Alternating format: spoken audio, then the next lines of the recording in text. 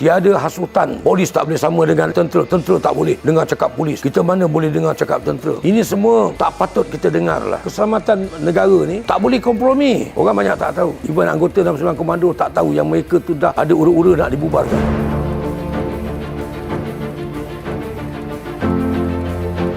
Diserang tu kami masuk clearkan satu macam kampung. Tengok memang penghuni dah tak ada dah, lari dah. Kami dah buat penggeledahan situ, bersih lah. Cuma kita dah nak kecilkan sasaran. Selesai buat geledahan tu kami pun rehat lah seketika. Kami tengah nak makan mi. Saya dengar ada kawan dia menjerit, medik. Ada satu highlight ni dia berani jugalah, dia masuk dalam kan. Dia ambil member yang cedera ni.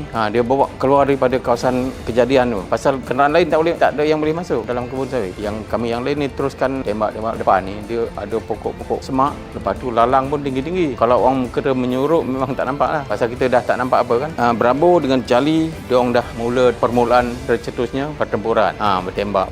Kami pun sebagai bantuan lah, musuh daripada diorang yang paling jelas. Lepas tu bila kita datang nak rapat tu, yang si member seorang tu kena, member duk jerit medik tadi tu, dia di sini kena di dada, paru-paru dia bocor, dia tembus sampai sini. Dia tembus sampai dia, yang dia tahu Bravo Charlie, yang sini dia tak tahu, tak ada orang. Jadi dia nak pusing macam ni, nak ambil yang orang sini. Bila dia dengar kami pun masuk, dia tembak yang member seorang ni, Kopral Koyom. Lepas tu baru kita tahu dia ni pun ada sebelah ni rupanya. Jadi terus lawan. Dia orang ni perempuan pun pakai alat tentera habis. Dia punya taktikal dia tu kita tak tahu, tapi diorang ni memang selalu berperang. Kalau kita tengok banyak video-video dia orang bertempur dengan tentera Filipin, memang diorang terlatih lah. Diorang ni macam-macam, M16 ada, lepas tu pistol pun tak tahu mana punya buatan tu, ada senjata dia macam sniper lah. Lepas tu senjata lama-lama yang dipanggil garan. Garan ni kira senjata berat lah. Dalam sesuatu operasi, dia ada perkara-perkara yang dia perlu peralusi. Mungkin disebabkan tak mau pertumpahan darah lah, saya rasa. Kita kalau bercakap, kenapa kita ni masuk ini, kenapa kita tak tua tembak aja, kenapa shoot on sight lah, kalau masuk je tembak. Cakap senang lah. Tembak. Pasal dia tidak menjawab di mahkamah. Kalau nak menjawab mahkamah, saya rasa akan fikir 2-3 kali untuk arah tembak ni. Dalam kes itu komando pun kena bagi evidence, tentera pun habis semua kena bagi evidence. Dalam perbicaraan itu semua kena bagi evidence. Masyarakat mungkin ada pandangan dia, pasukan keselamatan dia ada di pegangan dia, bukan pandangan dia, pegangan dia. Oleh kerana kita ada senjata, bolehkah kita nak tembak? Tak boleh. Pihak yang bertempur tu lagi tahu keadaan. Nak cakap itu, cakap ini, macam-macam yang orang cakap. Adakah orang itu berada kat tempat pertempuran? Banggakah kalau kita brutal? Rumah orang-orang yang ini kita rosakkan, ganapkan, kita ambil tindakan-tindakan yang tak perlu. Dia orang kampung mungkin. Kita kena fikir mana musuh kita, bukan fikir mana kita nak balas dendam. Kalau kerja dengan saya mudah je. Siapa yang nak bekerja dengan saya boleh bekerja, tak ada masalah.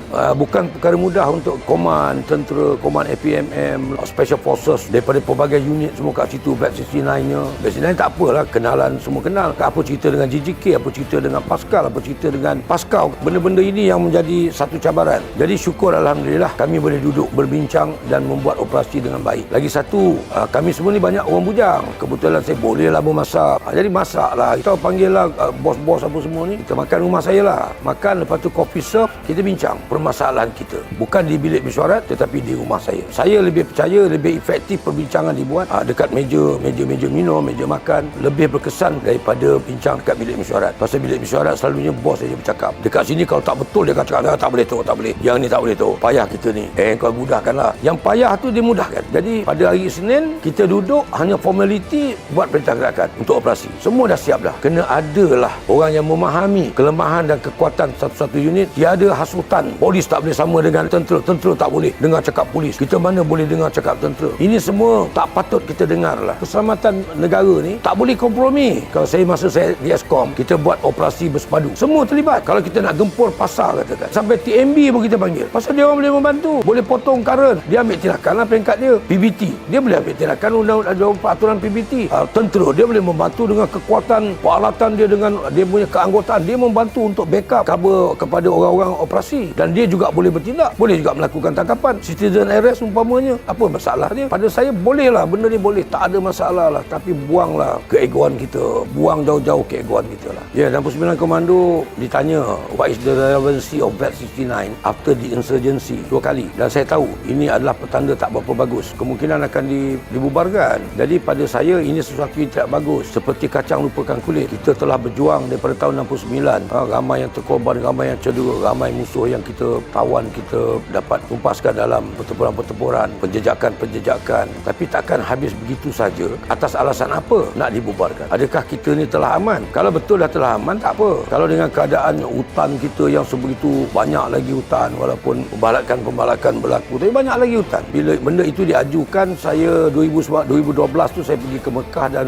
salah satu daripada doa saya setiap kali berada di Masjidil Haram adalah untuk minta Allah tunjukkan kebenarannya. Kalau 69 Komando ni tidak satu unit dan tidak pernah berjasa kepada negara dan memang tidak diperlukan lagi untuk diteruskan perkhidmatannya, tak bagus unit ni, tak bagus, tak ada pernah ada berjasa dan sebagainya, saya reda lah. Tapi kalau dia satu unit yang pernah bertugas dan pernah membuat jasa kepada negara, yang untuk keselamatan kedaulatan negara, saya minta Allah tunjukkan kebenaran.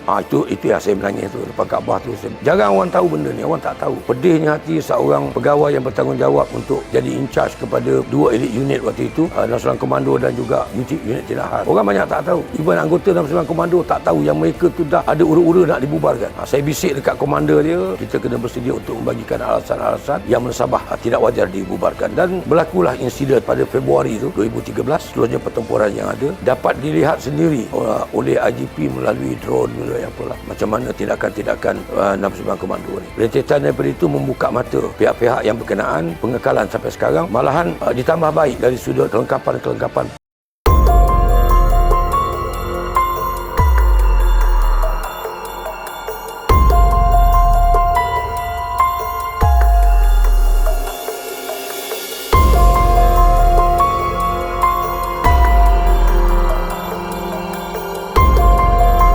Bahan ini bermanfaat kepada anda. Subscribe, likes dan share.